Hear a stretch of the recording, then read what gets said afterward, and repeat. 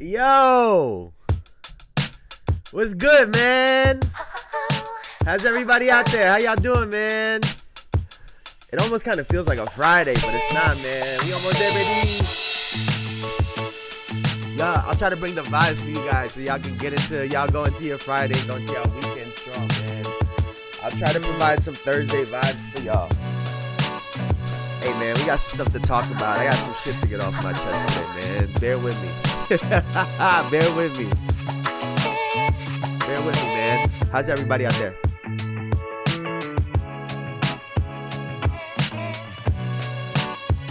I got a lot to say about those two games last night. Holy. We got a lot to talk about.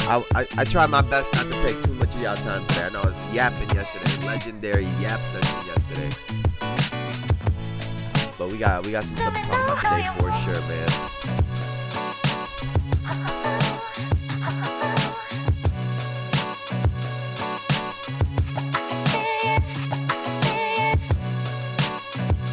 All right, man. Let's get into it, man.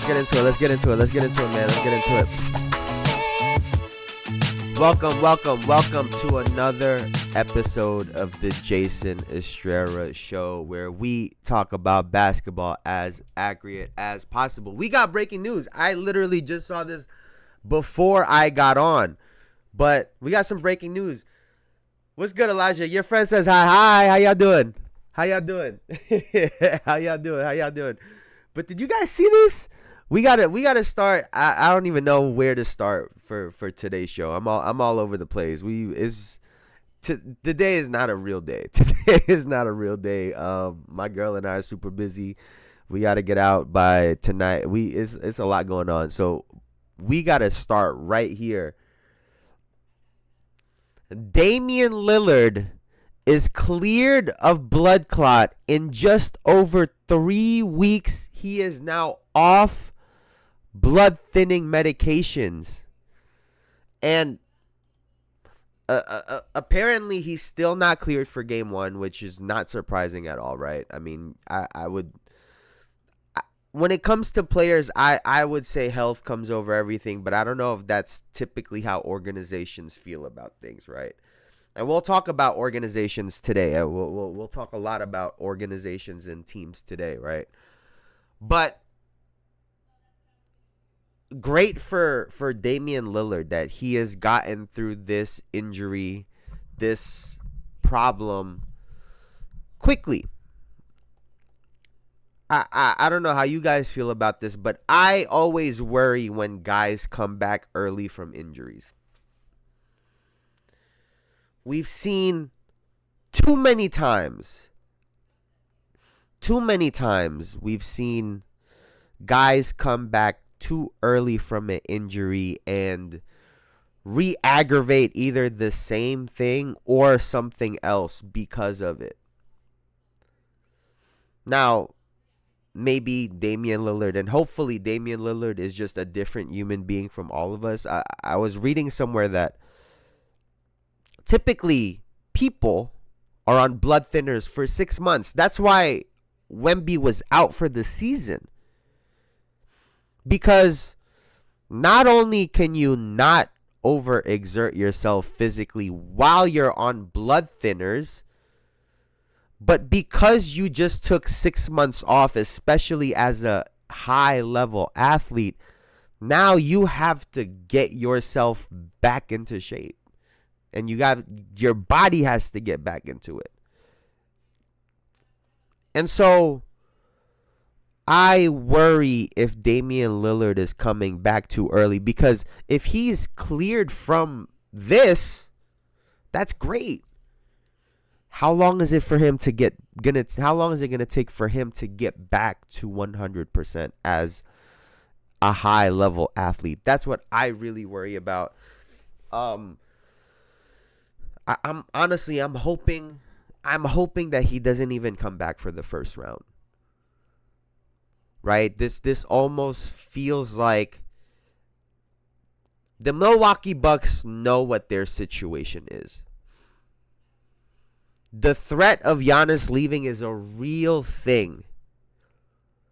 And because they won the in-season tournament, right? Whatever the hell it's called. Because they won that tournament earlier this year, I think they saw something really positive. And it gave them that real sense of, we can win a championship this year. And if we win a championship this year, we can now keep our star player Giannis Antetokounmpo, who's one of the most famous, most popular international basketball players in the world. He's worldwide. He's global. And he has charisma. He's funny. He's likable. He's a very popular athlete. And I think that the Milwaukee Bucks believe if they can win a championship this year, then they can keep him. They made the trade for Kyle Kuzma, again, in an attempt to try to move the needle forward so that they can compete for a championship. Damian Lillard and Giannis has looked better than they did in their first year, even though they were still up and down after winning that in-season tournament. And I hope that this isn't the case of an organization that feels like they can win a championship, so they are now rushing one of their star players back from injury. Because that's what this feels like to me. And I really hope that he is okay in terms of his health and that nothing worse happens. They were saying that maybe it's different because of where the blood clot actually took, where its location was, and so on and so forth. So I hope this is a good thing for Damian Lillard. If they can get through the first round without him, great. That would be great. That would be really great. Now, I mean, I can't believe that he's back. Like, I can't believe that he's back, man. That's a wild thing to do. That's just a wild thing to do.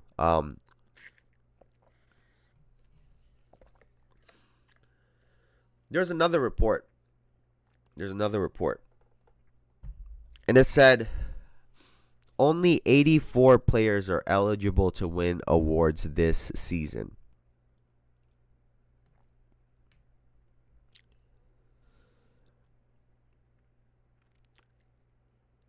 Only 15.7% of the NBA met the minimum requirement to be eligible for awards. And for years now, we've had this narrative that players are soft, players don't play, players are, they're faking injuries, they're doing this, that, and the third. There's other people that are saying that you should lower the minimum requirement to 60 games instead of 65, which I think is really stupid also. And I put a comment on there because I've always felt like this, and you guys know this. And I said, if this stat doesn't prove that load management is an organizational decision, not a player's decision, I don't know what will. Because to me, that's what this indicates. To me, this indicates that this is a thing for the entire NBA, not just a couple teams, not just a couple players. It is a league-wide thing. The same idea, I think, applies with the three-point shot. There are some people that I think believe that players woke up one day and said, I'm just going to shoot 50 three-pointers a game, regardless of what the fucking coach says. Never thinking that it's the coaches that said, I want us to get up 50 three-pointers a game. Or it's the management telling the coaches and so on and so forth how the domino works. We want you guys to get up as many three-point shots as you can. Threes. And the same applies to the players not playing. It doesn't dawn on people that because there's so much more money invested in these players, that teams are extremely cautious about their product, about the players that they put out there. Because I can't lose this guy for an entire season. We could sprinkle in games here and there to ensure guaranteed that this guy plays 60 games year in and year out for me.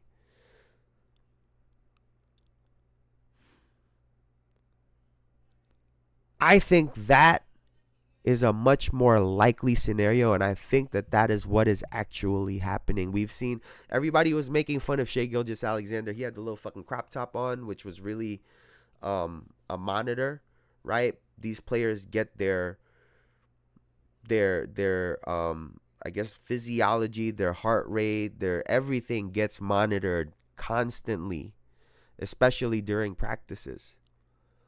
Again, to be able to say, all right, maybe you didn't get enough sleep or rest last night. You're going to sit out for practice. You're going to rest a little bit. You're not going to do as much. Like, that's a real thing.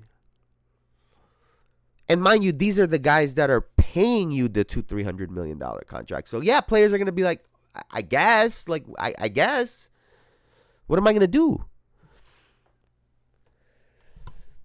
Any minor tweak of the ankle, minor jammed finger, they'd rather you sit down now. On top of certain scenarios where a coach or a team will say, don't play that guy. We don't want him to get an award. We don't want him to hit a certain threshold, because the way contracts are now, if you hit certain thresholds, it now unlocks even more money for you as a player.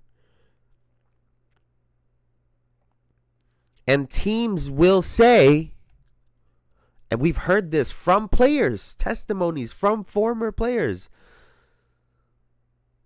that no one understands that certain teams don't want to pay you that extra amount of money. So they'd rather you underperform or not hit a certain benchmark. But it's always the players that are brought into question when it comes to these topics. And I think that's always something to keep in mind, right? That's something to keep in mind. There's a lot more that goes on with these organizations that we are not privy to. And here's another sign of that, right? It was reported the other day. The Pistons have restricted fans from buying tickets to their home games versus the Knicks unless they live in Michigan, Ohio, Indiana, and Ontario, Canada. Trying to create the ultimate home court advantage because they can. Because they can.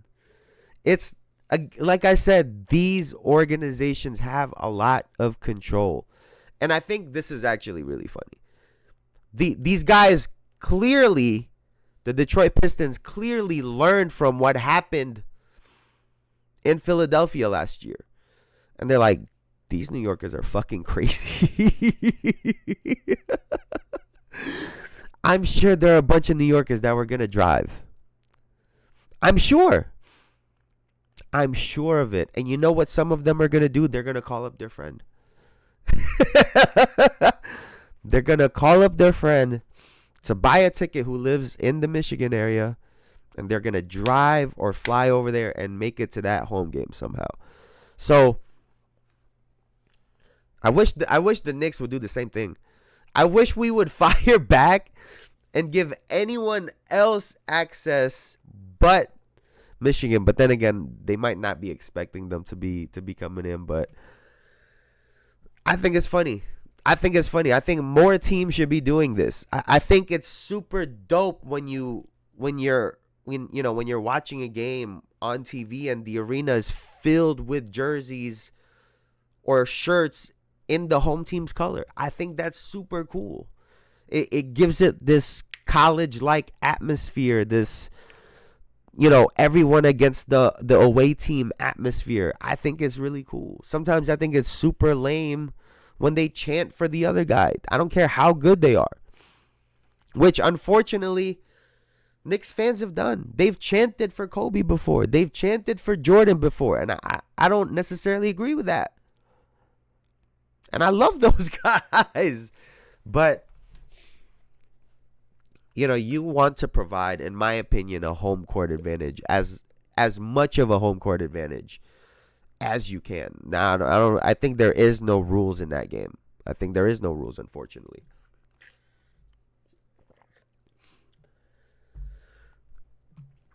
And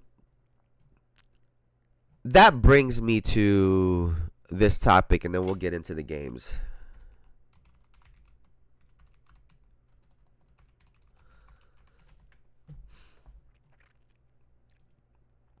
There's only a couple teams year in and year out that are genuinely trying to win games and to be a actual champion. I'm trying to find this stat right here. 2014-15, they were 60-22.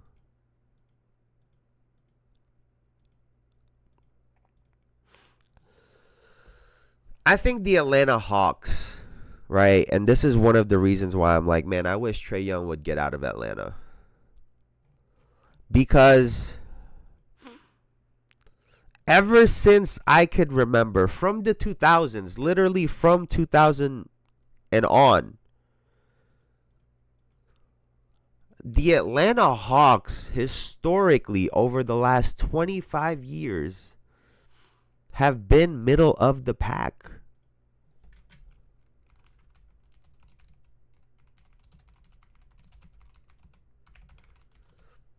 And when you see, I'm trying to figure out where the yearly ones are. But when you consider that a team like the Atlanta Hawks, year in and year out, right? It's like the highest they'll ever go is they were a 1 seed that 1 year with Jeff Teague and them, right? I'm not saying that they've never had high seeds, but they just float around like 3-7, 3-6, if they are in that picture. And Jeff Teague said that their owner isn't a sports guy, isn't a basketball guy. He bought the team because his sons love basketball.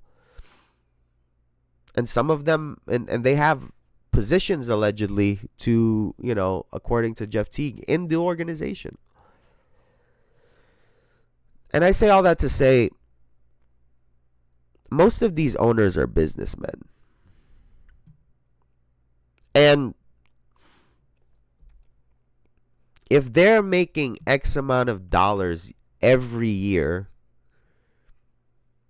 to be a 4, 5, 6, 7 seed and maybe get in the playoffs and get bounced out, as a businessman, they're like, oh yeah, that's great. I'll take that. To now ask them to invest a lot more money, and by a lot more money, you're talking about much better players, better coaches, better training staff. You're talking about a big bump in their expenses and not a guaranteed bump in their actual profits. Especially if you've cultivated a fan base that already shows up and supports your team regardless of how well or how bad you guys are. And I think it's time that we really start looking at some of these organizations, because I'll see some fans that really, this shit really affects them, and I'm like that too. I can be like that too. And I have to remind myself sometimes that team like the New York Knicks, who've kind of been in that bubble for a long time. That owner makes a shit ton of money every year, being half decent at best. And I know that we've gotten really good over the last couple years, but it's a business to these guys. Mark Cuban said he was an owner and they were competing year in and year out in the playoffs, won a championship, and he never made a profit as an owner.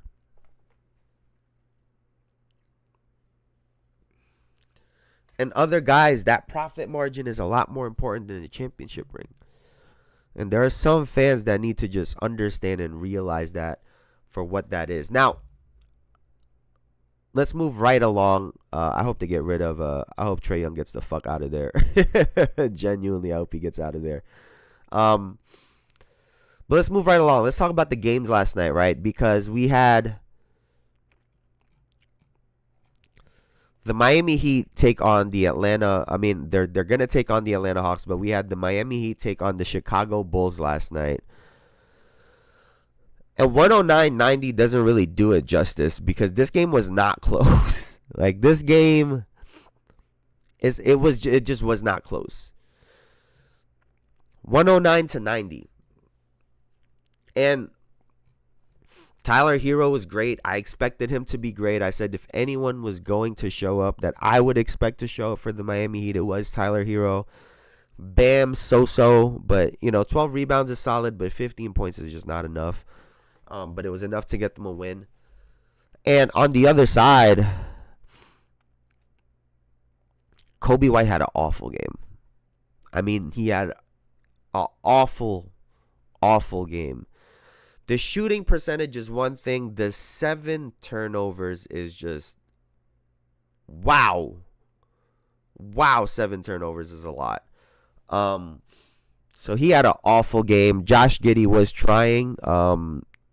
He didn't shoot the ball particularly well. 25 and 10 though, 25 and 10 rebounds. So, Giddey wasn't shooting well and Kobe White just was not there.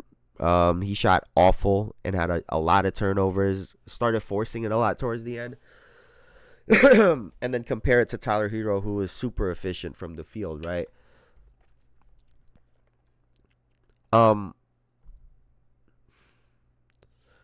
We'll talk about this in just a second, but I hated that game last night. And I'm going to hate the game between Miami and the Atlanta Hawks. Like, it's just mediocre teams putting out mediocre games, and we're over here expecting something different because there's a title above it that says play-in. They put up a stinker last night if you're Chicago. And it's unfortunate because they are, 15-5 in their last 20? I think only the Celtics had a better record in that stretch. They were like in the top of the league in the top in the Eastern Conference and a lot of stuff. To put up that kind of a performance is just, that's sad. That's sad because you guys had a real opportunity to go and do something after a game in which Trae Young just had an awful game. And I get that you could expect him to bounce back, but if I were a teammate, I wouldn't have loved the way that happened. Because it's like we're all getting our ass kicked. As the leader, you should be here with us. And that's not the case. So I think there's an opportunity there if you're the Chicago Bulls to actually make it into the playoffs. And just didn't take advantage of it. On the other side, Tyler Hero is that dude. I've been saying he wants to be, I think he's ready to take over as a number one option, scoring option on a team. He's had a good year. I think he's going to have an even better year next year. So watch out for him. 38, 5-4. Also had 7 turnovers, but he shot unbelievable. Now, on the other side, right, another beating. Like, the Dallas Mavericks beat up on the Memphis Grizzlies and won 120-106. Anthony Davis ended with 27, 9, 1 assist, a steal, and 3 blocks. Excuse me. Shot 9 of 23 from the field, but there was a stretch where he had like 2 or 3 threes in a row, I feel like, that really bumped his points up, if we're being honest. And then Klay Thompson, was it the second quarter, I think, right? Klay Thompson had a hell of a second quarter. 16 points, 5 of 5 from the field, 4 of 4 from 3, 2 of 2 from the line with 3 rebounds and a steal. So just a unbelievable quarter. He ended up with 23, 8 of 11 from the field, 5 of 7 from 3, 2 of 2 from the free throw line. PJ Washington added in 17, and I thought he was also really great. Najee Marshall has been really solid for them as well too. But he only had 9 points, but he's been solid for them. He's been solid for them for sure. And then when you look on the other side, DeMar had 33, 13 of 28 from the field, 2 of 5 from 3, 5 of 6 from the line. 20 from Zach LaVine, 8 of 19 from the field, 4 of 10 from 3. Sabonis had 11, 13 of 5. Devin Carter had 10, and no one else was in double figures, right?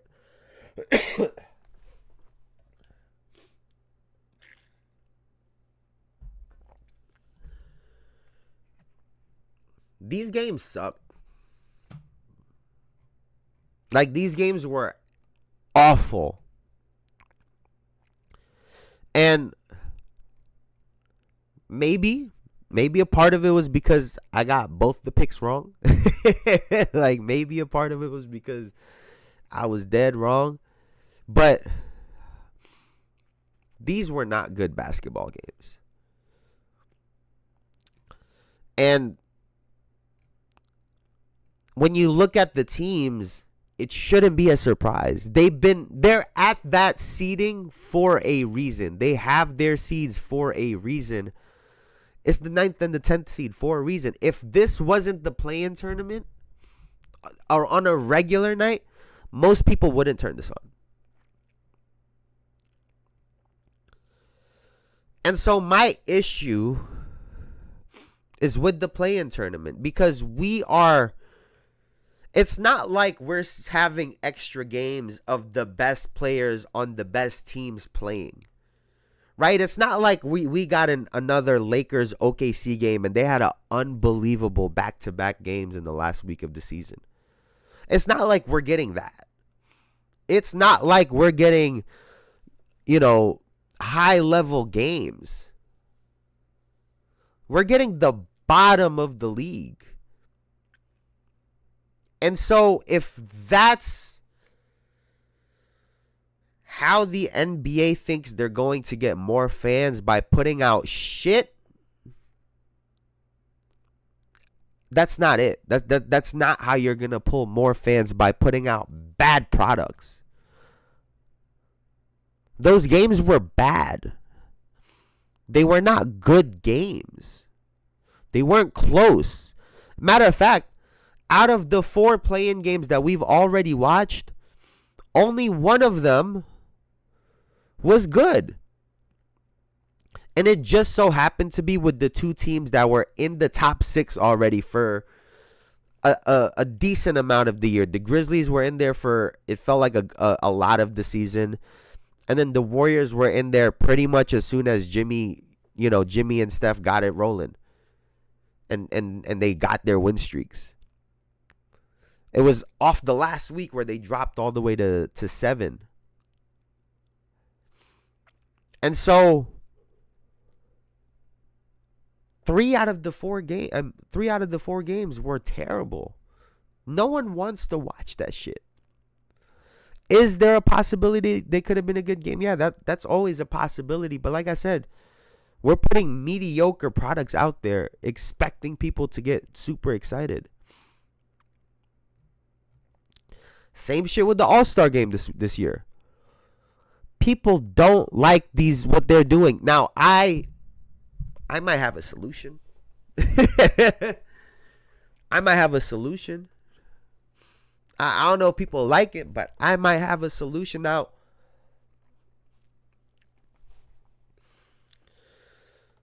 if you want to keep this type of format, right, where it's a tournament,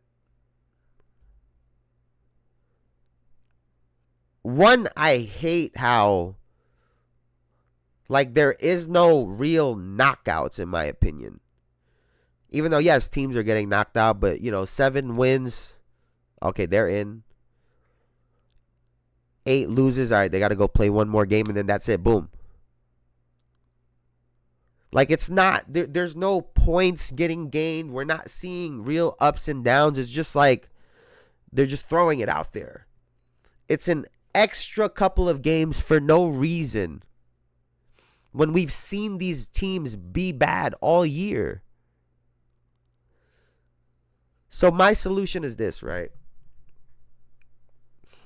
NBA, if you want to keep a tournament format to determine the seeding for the playoffs between 7, 8, 9, and 10, here's my suggestion. Instead of having the teams play against each other, make it a one-on-one tournament. You could do one night. You could do back-to-back nights, like a all-star weekend kind of vibe. Throw it in Vegas and have a one-on-one tournament. 7 versus 8, 9 versus 10, and then the winner of the and then the loser of 7, 8 plays against the winner of 9 and 10. And do it like that. Have both teams be right there cheering their guys on. There is no coaching. You could knock out a couple games in one night. The finals the following night, however you want to do that. I think that is a much better route. Do something interesting. Actually do something different. Make something fun out of it. If you're going to do it anyway. But to put out the weakest teams in the league in playing games that you guys want to hype up, when all we're doing is we created a tournament for the shitty teams in the NBA. That's all they did. All they did was create a shitty tournament for the bottom feeding teams in the league. And if you want to do some kind of tournament for these teams, I say make it really interesting. Teams can, teams can go about it however they want. They could go with a really big player. Like the Mavs could have gone with Anthony Davis. Or they could have gone with like a Spencer Dinwiddie. Right? Like you could have done so many different things in that situation. The Orlando Magic, you have Paolo Banchero or you have Franz Wagner. Sacramento Kings, DeMar and Zach might play one-on-one to see who's going to play one-on-one for the team.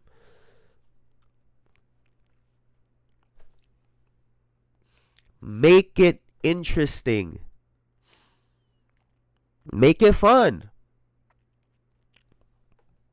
If y'all do that, I promise you, not only will everyone be watching, I would bet that there are some players that will fly out just to watch that game.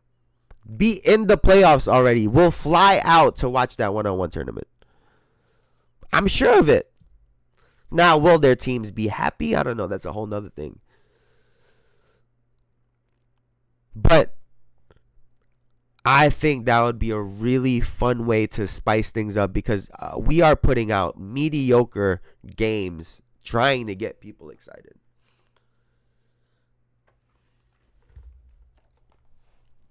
I mean, the Sacramento Kings saw what DeMar DeRozan and Zach LaVine did in Chicago for 2.5 years and said, oh, I think we could do that over here.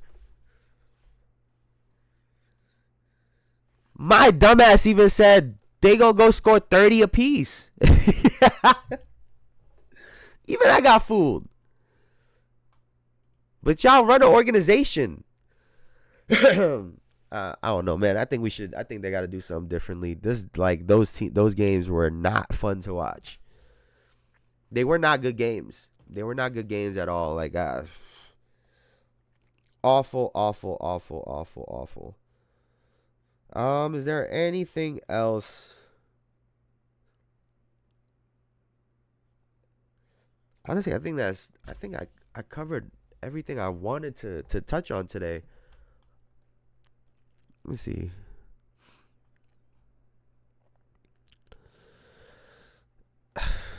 I think this Pablo Torre thing on LeBron, I think it's pointless. The Kings are hiring a new general manager, right? They parted ways with Monte McNair. I see why. Like I said, you just put two players together that didn't have good success in Chicago, and for whatever reason, you guys thought that you could do it again over here. But yeah, I think that's pretty much everything I had to get off my chest today. Why is my little bugging? But let me see. Let me make sure we don't have any other thing in the.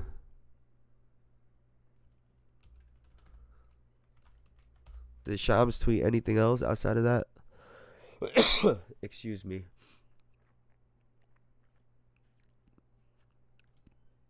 Shams. I can't believe Damian Lillard is back, man. That's insane to me.